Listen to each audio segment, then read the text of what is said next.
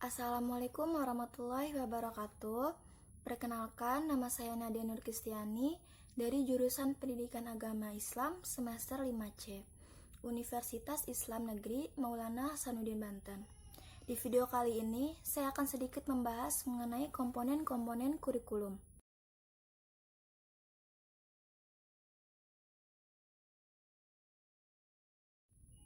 Kurikulum adalah sebuah sistem pendidikan. Sebagai suatu sistem, kurikulum pasti mempunyai komponen-komponen atau bagian-bagian yang saling mendukung dan membentuk suatu kesatuan yang tidak bisa dipisahkan. Lalu, apa saja sih yang menjadi komponen-komponen kurikulum? Komponen-komponen pokok kurikulum terdiri dari 4 komponen, yaitu komponen tujuan, komponen isi atau materi, komponen strategi mengajar, dan komponen evaluasi. Tujuan kurikulum pada hakikatnya adalah tujuan dari setiap program pendidikan yang akan diberikan kepada anak didik. Mengingat kurikulum adalah alat untuk mencapai tujuan pendidikan, maka tujuan kurikulum harus dijabarkan dari tujuan umum pendidikan. Dalam sistem pendidikan nasional, tujuan umum pendidikan dijabarkan dari falsafah bangsa, yakni Pancasila. Tujuan umum tersebut dijabarkan menjadi tujuan pendidikan yang lebih khusus dan operasional. Secara hierarkis, kita mengenal tingkatan tujuan pendidikan, yaitu tujuan pendidikan nasional, tujuan institusional, tujuan kurikuler, dan tujuan yang lebih khusus. Tujuan pendidikan nasional merupakan tujuan pendidikan tertinggi dalam kegiatan di negara kita. Tujuan ini sangat umum dan sangat ideal, yang penggambarannya disesuaikan dengan falsafah negara yaitu Pancasila. Dalam perspektif pendidikan nasional, tujuan pendidikan nasional dapat dilihat secara jelas dalam Undang-Undang Nomor 20 Tahun 2003 tentang Sistem Pendidikan Nasional, bahwa pendidikan nasional berfungsi mengembangkan kemampuan dan membentuk watak serta peradaban bangsa yang bermartabat dalam rangka mencerdaskan kehidupan bangsa. Bertujuan untuk berkembangnya potensi peserta didik agar menjadi manusia yang beriman dan bertakwa kepada Tuhan Yang Maha Esa, berakhlak mulia, sehat, berilmu, cakap, kreatif, mandiri, dan menjadi warga negara yang demokratis dan bertanggung jawab.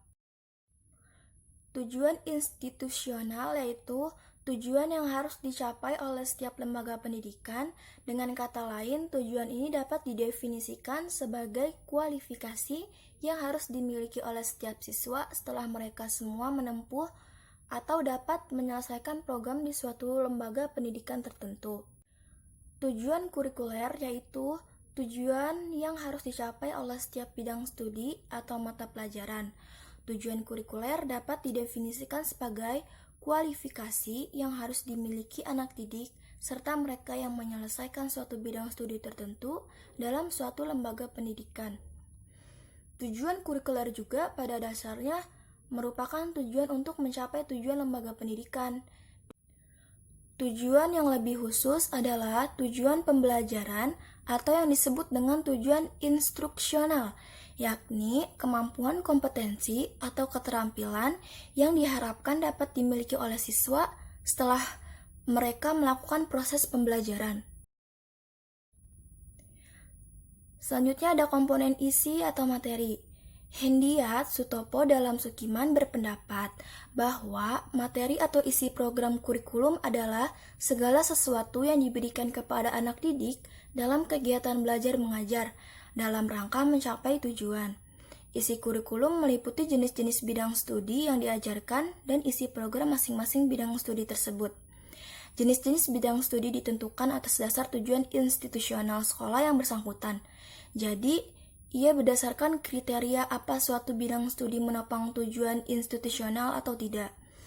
Berdasarkan kriteria itu, maka jenis bidang studi yang diberikan pada suatu sekolah, contohnya SMA, akan berbeda dengan sekolah lain, misalnya pada SMK.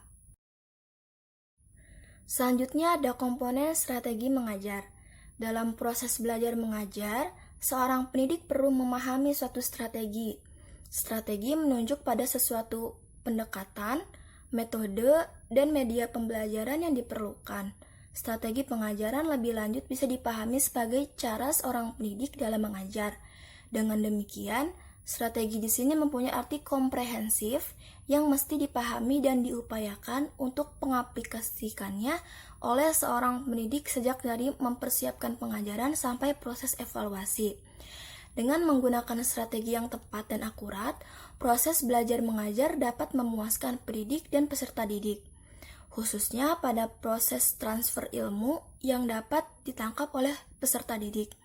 Akan tetapi, penggunaan strategi yang tepat dan akurat sangat ditentukan oleh tingkat kompetensi pendidik. Selanjutnya ada komponen evaluasi.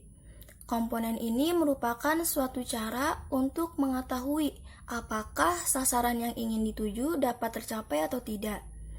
Di samping itu, evaluasi juga berguna untuk menilai apakah proses kurikulum berjalan secara optimal atau tidak.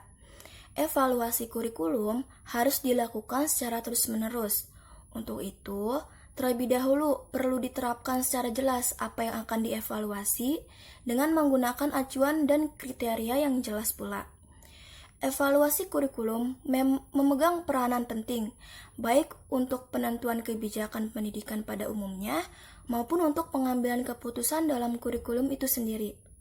Hasil-hasil evaluasi kurikulum dapat digunakan oleh para pemegang kebijakan pendidikan dan pengembang kurikulum dalam memilih dan menetapkan kebijakan pengembangan sistem pendidikan dan pengembangan model kurikulum yang digunakan. Hasil-hasil evaluasi kurikulum juga digunakan oleh guru-guru, kepala sekolah, dan para pelaksana pendidikan lainnya dalam memahami dan membantu perkembangan peserta didik, memilih bahan pelajaran, memilih metode dan alat-alat bantu pelajaran, cara penilaian, serta fasilitas pendidikan lainnya. Demikian pembahasan mengenai komponen-komponen kurikulum yang dapat saya sampaikan. Kurang lebihnya mohon maaf. Wabillahi taufiq wal hidayah. Wassalamualaikum warahmatullahi wabarakatuh.